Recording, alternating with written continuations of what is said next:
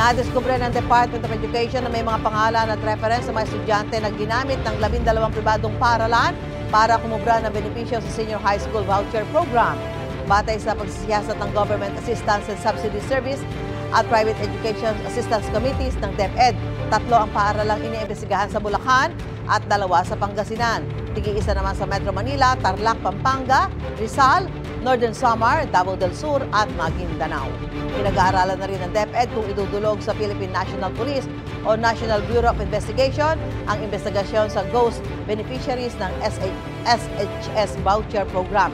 Hindi naman sang-ayon si Education Secretary Sani Angara na alisin ang nasabing programa dahil maraming estudyante ang umaasa at nakikinabang dito. Nakikiisa raw ang DepEd sa planong Senate inquiry para imbestigahan ang pananamantala sa voucher program.